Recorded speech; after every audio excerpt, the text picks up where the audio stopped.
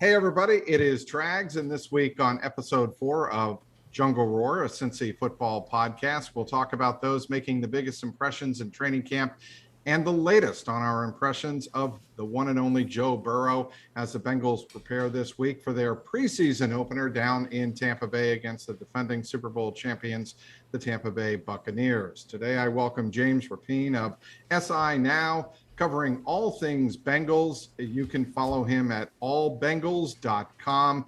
He has the only daily podcast covering the Bengals, Locked On Bengals. You are one busy man, James. How you doing? I'm doing well, Mike. How are you? I'm doing very well. Happy to be down at Paul Brown Stadium for training camp this year. It has been really all about Joe Burrow, right? I mean, how is he looking, and is his knee going to stand up to the pressure of, just 8 months removed from an ACL reconstruction? Look, I don't think we're really going to know anything, James, until he hits the field in game competition, whether that's the preseason finale at PBS against the Miami Dolphins, whether it's week 1 against Minnesota on September 12th. I don't think we're really going to know how comfortable Joe Burrow feels in that pocket until we see live bullets flying. What do you think? Absolutely. I agree. And that's why, to me, I would play him in the preseason. That's a debate that a lot of people have been having. And I think he wants that. He needs that. And you may say, well, it doesn't matter. Let him be rusty going into week 1.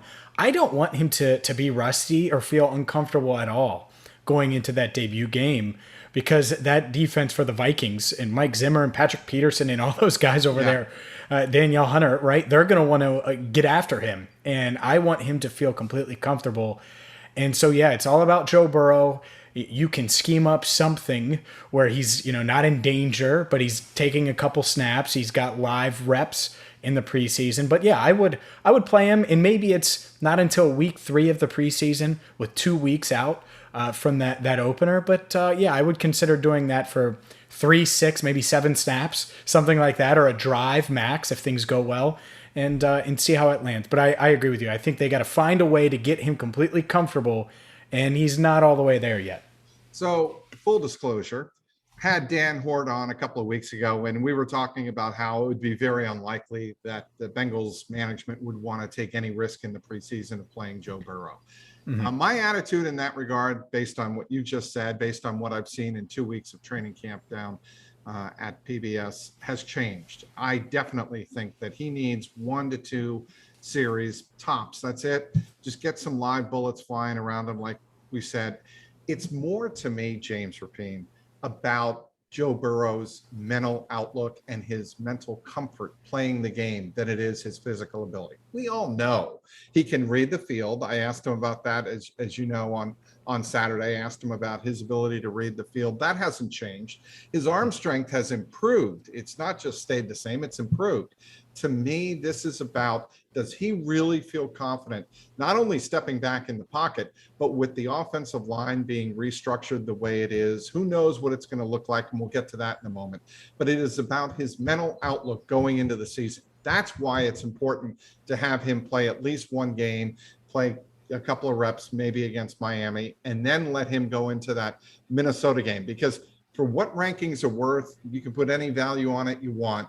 The Athletic ranked the Minnesota defense as numero uno in the National Football League going into the season.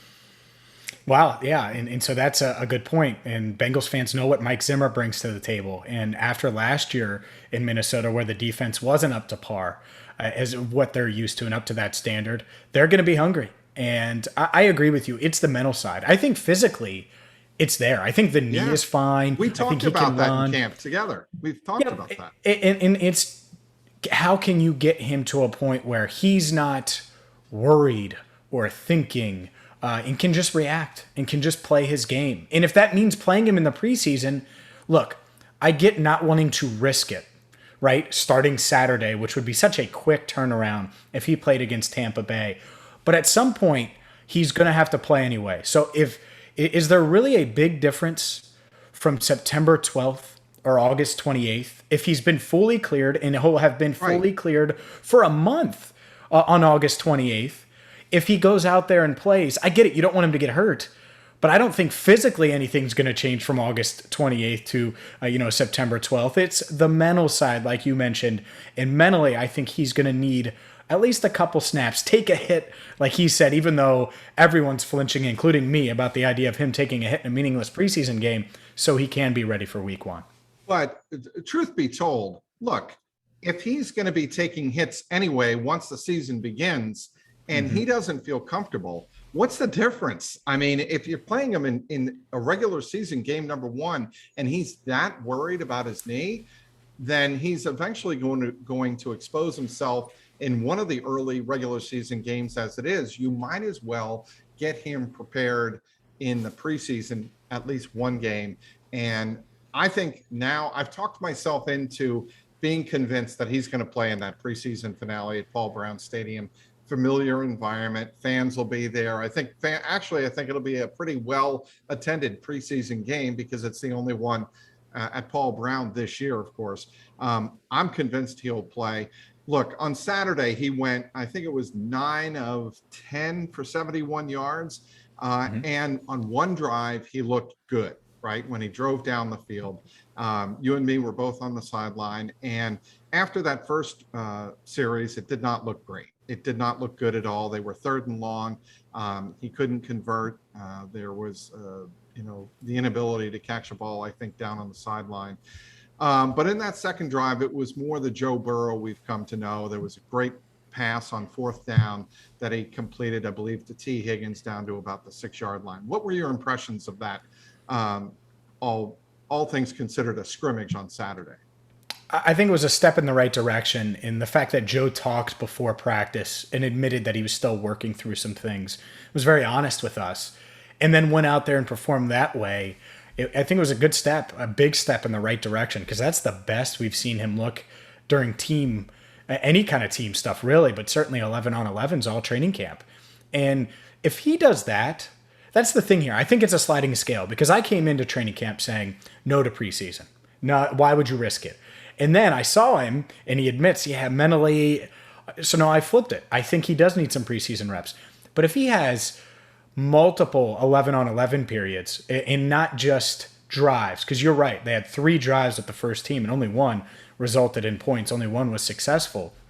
But if he sustains this level of play in the preseason and mentally he feels like, or in camp, and mentally he feels like he is there, then maybe you slide it back the other way and say, hey, we don't need him to get these reps. He feels good. But we haven't seen it consistently. And that's why I think Saturday was so important. It helps build some confidence. And they didn't really do much team stuff on Sunday, more of a special teams day. So we'll see if he can build on that into Tuesday's practice and maybe into Wednesday, because that's the key to me. Can he look like the Joe we know? Because I think he's better mentally in reading the field and all that stuff than he was last year, just based on experience. You mentioned the arm strength. So to me, he should be doing better against an improved defense so far, but he should be playing better. And can he string together these days, instead of struggling for 4 days straight and then having a good day, can it be the other way? 4 days of good, and then maybe they struggle a little bit. That's what we need to see. So can he be consistent with it? But I thought Saturday was a step in the right direction. So with all the talk, James Rapien, talking with James Rapien of SI Now and allbengals.com. James, there's been a lot written, I should say, about Joe Burrow and how he looks, how he feels. That's not the question in my mind. I think Joe Burrow is going to be fine. I think he's going to be great given the time to throw. Given the time to throw is the big if there. And you know where I'm going with this. My concern going into the season is the consistency and the makeup of the guys up front, in front of him, protecting him. And will it be good enough? Will it be substantially improved upon over last year for him to stay in that pocket, make the throws he's got to make? A couple of the overthrows this camp so far to me, and I asked Brian Callahan about this, and he said maybe that's reading a bit too much into it.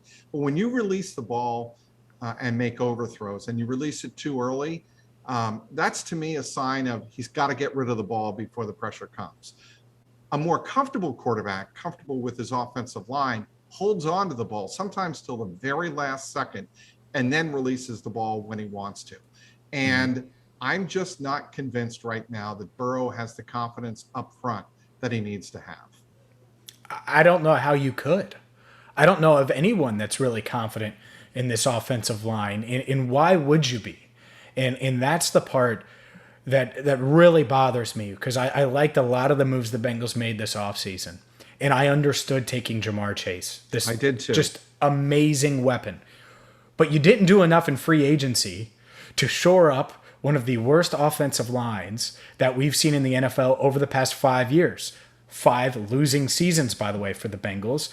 And so that's where I come back to. They knew they were taking Chase. They knew they had Chase ahead of Sewell during this free agency period in March. They did. Now, could things have changed? Absolutely. But I think the plan for weeks before the draft was to take Chase with the 5th pick. So why not bolster the line with, more proven veterans? And they haven't done that. And, the first depth chart came out on Monday, and you got Michael Jordan at right guard. Well, Bengals fans they can't stomach that. And just look at maybe Michael Jordan is much better, right? He's only 23. He was thrust into a bad spot, playing well before he should have. At the same time, everyone's seen the bull rush that happened in Washington at FedEx Field, and it was Michael Jordan who got pushed back into Joe Burrow, and that's why Burrow is recovering right now. So the optics alone of that, it's shocking to me. And again, we haven't seen Jordan play outside of a few full batted practices. He might be better, but good Lord, that doesn't scream, hey, we're protecting number 9, does it? No, it doesn't. And that's just it, James, is the optics of all of this. It does matter. I mean, if you're a Bengal fan and you're watching this and you're watching your franchise quarterback trying to come back from an ACL, the optics do matter. And you want to believe that this quarterback and this team is headed in the right direction in year 3 under Zach Taylor. Have they changed their approach, right? I mean, how many times have we heard that over the last couple of years? The Bengals have to change what they're doing, how they're doing it. And it's one position on the field. I get that. But the thing that I'm really concerned about in watching the offensive line is I don't see them winning one-on-one battles, and I don't see a nastiness. I think you were there Sunday when I asked Zach about, is there a nastiness? Do you want to see this offensive line get really nasty and beat up on the other side of the line of scrimmage? And he kind of, and you were there, and he gave the answer. He kind of smiled and said, we're taking it one day at a time. We're going to watch each guy, measure each guy individually. And to me, that's not kind of what I want to hear. I want to hear that this offensive line is going to take control and make sure nothing happens to number 9. And they just didn't do enough to get there. It's unreasonable to expect Jackson Carman to bring the nastiness. It's unreasonable to expect Penei Sewell to bring the nastiness, right? And I agree with you that mentality of having that. Jonah Williams, I think he's going to be a pretty good pro, and we've only seen him for 10 games. But is he nasty? Not really. Riley Reif, is he? No, they're going to do exactly what's asked of them, and I think they're going to play at a relatively high level, but they don't bring that. Quentin Spain, maybe a little bit, but he's not going to lead that room, so to speak. Trey Hopkins is a leader. I wouldn't call him a nasty center. And Michael Jordan, I think people are look at him and they think, that's nasty, that's gross. The fact that he's listed as the starter at right guard. And so I think they have the potential to have a decent line if there are no injuries, if there are, smooth sailing. And that's the problem. And to your point, Trags, if they were going to bring in the nasty, I think they should have done that in free agency. And you could find those guys. Matt Filer was a guy. He ended up going to the Chargers, 3 years, $21 million. I thought that was a no-brainer for the Bengals, and it did not happen. And there are still some guys out there I think that they could add that could help them at least a bit. But so far, no dice. It doesn't seem like they're interested. See, and I'm going to bring up, the Patriots like I want to do. And having watched that offensive line under Dante Scarnecchia, and obviously this year, the Bengals brought back Frank Pollack. He was here in 2018. Everybody knows about the kind of year that Joe Mixon had under Pollack. But watching Dante Scarnecchia teach and practice toughness at the line of scrimmage, 2 guys come to mind. Logan Mankins and David Andrews. They are, and people say, David Andrews, a bulldog. Yes, well, literally a bulldog, but the University of Georgia. But they were two guys in the trenches you didn't F with. You just didn't mess with them. And, I think that's what the Bengals need to move toward, is they need to move toward, and I want to ask Dave Lapham down the road about this. We see him every day at camp. You're talking about guys that he played along with, like Max Montoya, obviously Anthony on the left side, but you had guys in the trenches that won the hand-to-hand combat on almost every single snap. And in watching these guys, and I tweeted out some video of those interior line battles on Sunday afternoon in drills, and it was not a great look for Billy Price. It wasn't necessarily a particularly good look for Deontay Smith. Deontay, you understand he's a rookie and whatnot, but it just looked like to me that the defensive line constantly won those battles. And that just can't happen. It's been the case for 5 years. It's a broken record. It's, and there were so many times, I remember this, like thinking, man, Carl Lawson is going to be this amazing edge rusher, or Geno Atkins is just, he's going to have an Aaron Donald type season, even though he's an all-pro already. He's going to take another step, because that's how bad they made these guys look. Right. And at some point, it can't be that. At some point, you're going to need to see, and it's not like the offensive line loses every battle, but to your point, there aren't many highlights where it's like, oh man, did you see that play? Or did you see that? And when we do say that to each other on the sidelines, it's because Billy Price is getting put on his rear, or, a guy's getting blown by in one-on-ones. And that just, it can't happen. And I do think the expectations for Frank Pollack, it's a bit too much, considering I would agree with that. Well, because you brought him in.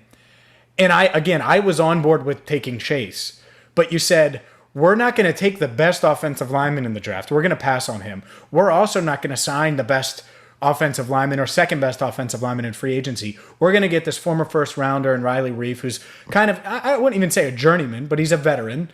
And we're going to get you a second rounder in Jackson Carman, who a lot of NFL personnel had in the third round, at least outside looking in.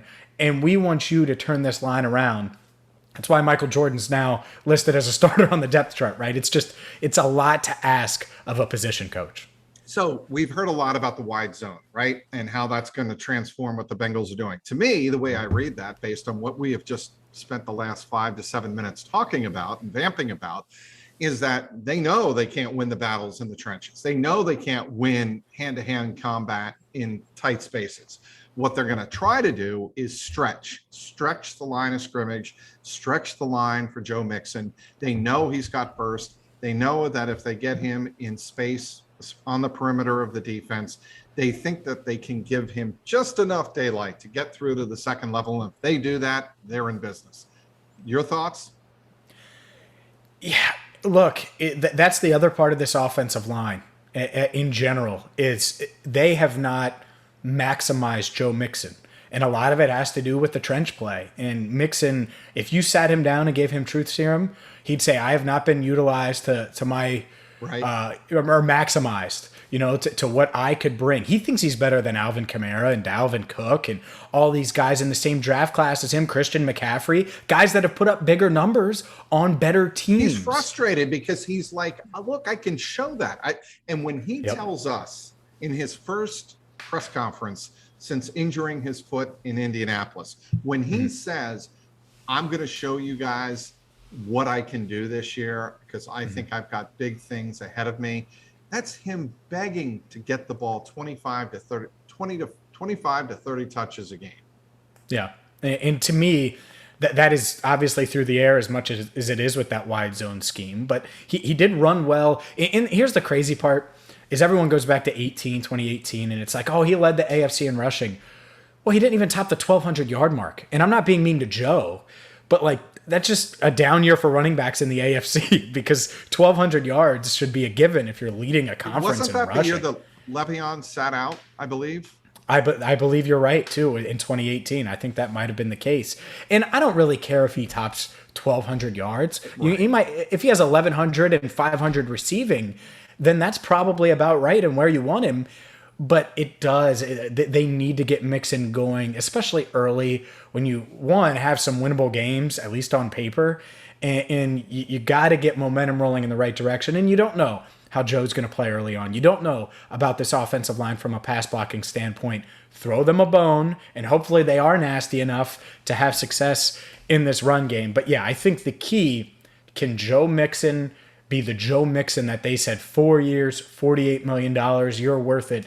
Not many running backs are worth it in this day and age. They think he's one of them, and we'll see this year. I think it's a big prove it year for him, for this, obviously entire staff, but certainly for Joe Mixon to show he's worth that contract. Speaking with James Rapien of allbengals.com. You can follow him on Twitter at allbengals, also at his own personal handle. That would be James Rapien, all one word. You want to tell anybody about something else you're working on, James? Oh, I mean, it's pretty much it. You covered most of it. Also on YouTube, Cincinnati Bengals Talk. It was something we launched earlier this offseason, and we've had a good reception so far from Bengals fans. So that's the other way you can catch me. All right, let's go back to the defense. We haven't talked a lot about the defense, and I think if the Bengals are going to be significantly improved in the win-loss total, in the win column, it's going to have to come from the defense. And I think they're capable of doing exactly that. I think the defense is going to shock people. I think people are going to be stunned about how much better and how much improved this defense is, starting with the line up front. Yes, a lot of it is going to be dependent on whether or not they get Larry Ogunjobi back on the field healthy. All thoughts are, and I know you wrote about this on allbengals.com, that he should not be out of the lineup too long. But they have DJ Reader, they have Trey Hendrickson, who missed the 2 weekend practices, but again, that's not a long-term deal. And they have a rookie out of Texas, Joseph Asai, and somebody who I was really impressed with on Sunday, Tyler Shelvin. I think this defense, not just the secondary, but up front, is going to be much improved. They need to be. I mean, they were awful at getting to opposing quarterbacks last year, and there were multiple games where they just couldn't stop the run, game on the line. I think back to week 2 against the Browns, and Joe Burrow put on his Superman cape and is just going toe-to-toe, 4 days after his NFL debut with this really good Browns team, and the defense couldn't stop Kareem Hunt and Nick Chubb, and 9 straight plays, I believe, they ran the ball and scored the game-clinching touchdown. That can't happen anymore. And it was encouraging to see them. One, they did try to get Carl Lawson and keep him. And they were trying to really pull a rabbit out of the hat and get Hendrickson too. It didn't work out that way. But they really like Trey Hendrickson. They like what he can add in the rushing, in run defense as well as to the pass rush. Sam Hubbard, obviously, they extended him. But the difference is the depth. And you kind of mentioned it there. I think you bring in guys like Joseph Osai and Tyler Shelvin. Obviously, Larry Ogunjobi's going to start when healthy alongside DJ Reader. And you still got a Mike Daniels, right? You have depth. You do. Cam Sample. You have guys that if you need to rely on them in these different roles, Josh Tupou, you can do that. And last year, look, Lou Anarumo, I don't think he did a magnificent job by any stretch. But they were starting all these defensive linemen that weren't even with them during camp, for most of camp. And it was just a really tough situation. And so hopefully they can get after people and kind of slow down the run, because you're going to have to in this division. I mean, Baltimore runs it like crazy and they're really hard to contain. The Browns may have the best roster outside of Tampa Bay or the Chiefs in football. And we know what the Steelers have done to the Bengals over the years. So it starts in the trenches for sure. And that's the thing, is it feels like there's depth on the defensive line now, even though there's some unproven guys. I don't feel that on the offensive line. And that's going back to our old conversation, right? And so they did do a good job of addressing the defensive line for sure. Well, and the other thing that should give Bengals fans, and that's who's listening to this podcast, Jungle Roar, the thing that it would really make me encouraged about the direction, at least of the defense, is you have Sam Hubbard signed up.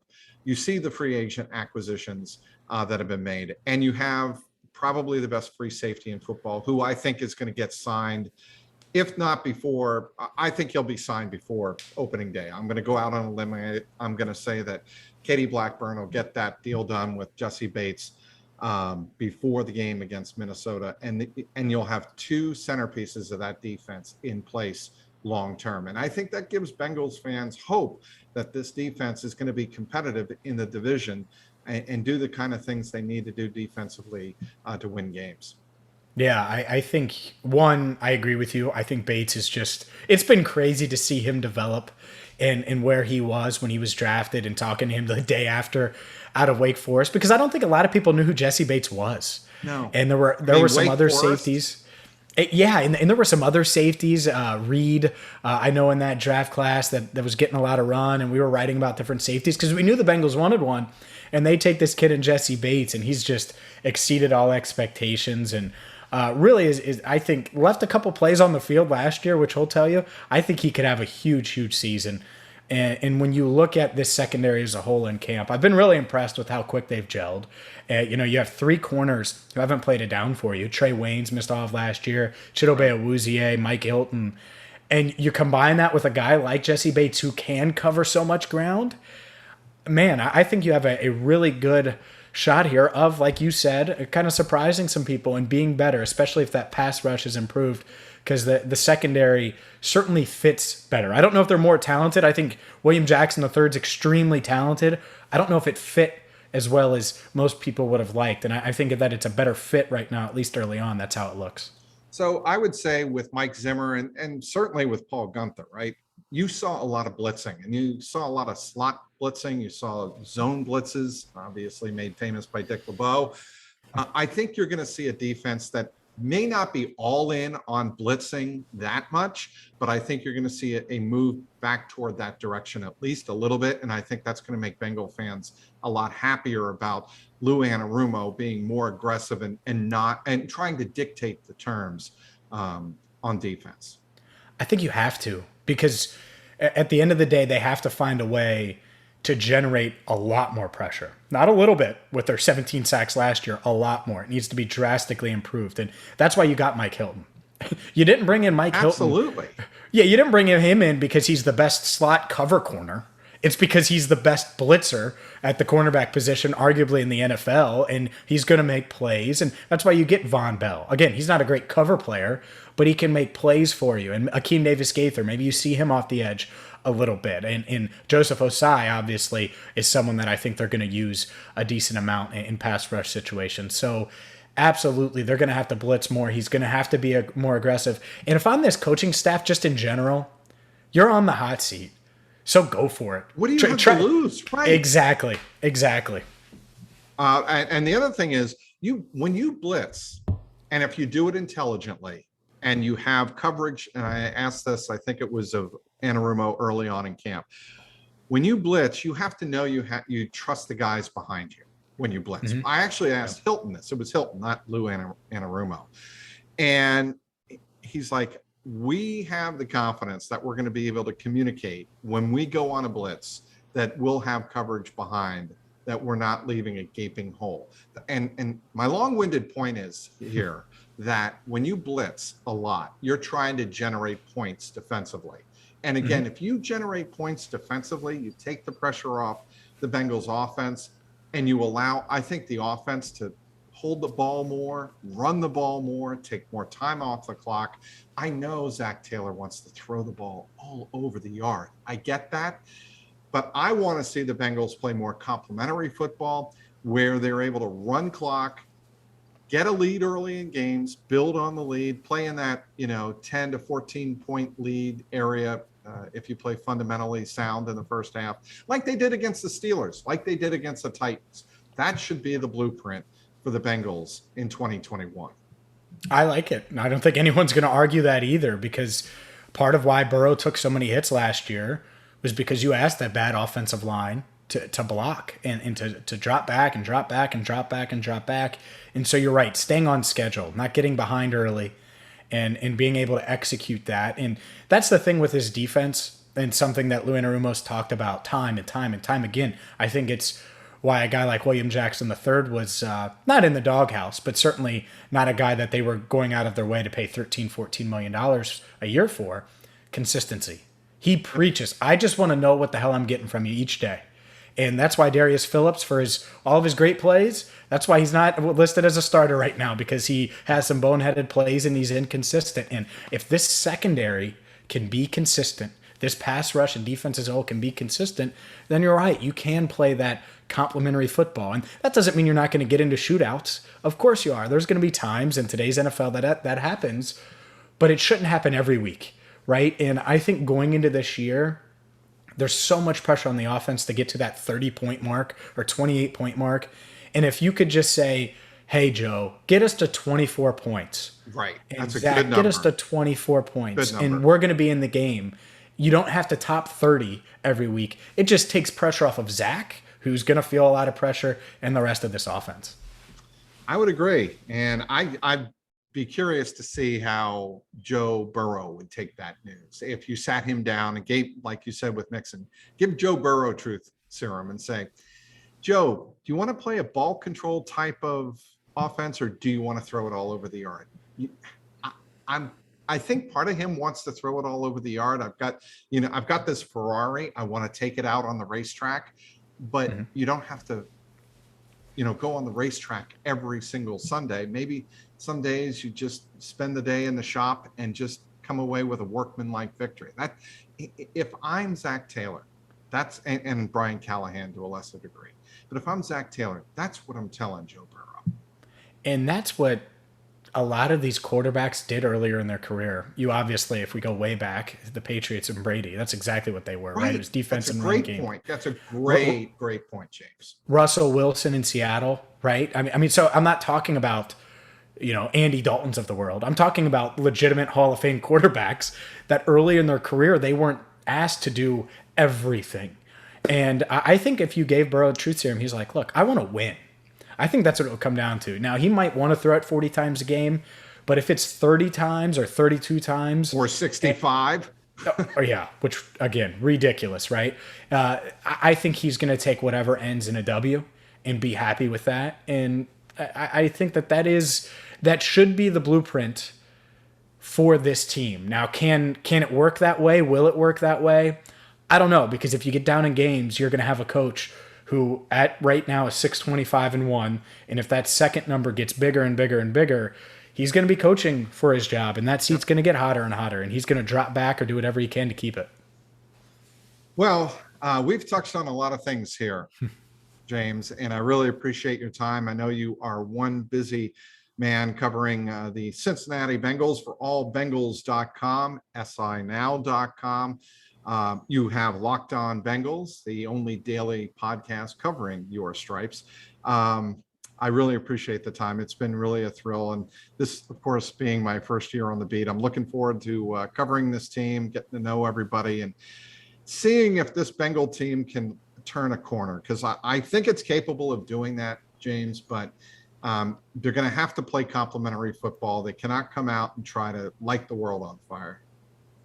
No, you're right. I agree with you. I agree with the blueprint. I'm glad that you're here in town and in covering the Bengals. It's fun to see you at camp every day, and I appreciate you having me on. You bet, James. James Rapien covering the Bengals for allbengals.com and sinow.com. Want to thank everybody for listening to this episode and downloading this episode of JungleRoar podcast. You can download it on Apple Podcasts, Stitcher, and wherever you get your favorite podcasts. Want to thank again James Rapien of SI Now covering the Bengals for joining me. For James Rapien, I'm Mike Petralia, and this has been the JungleRoar podcast.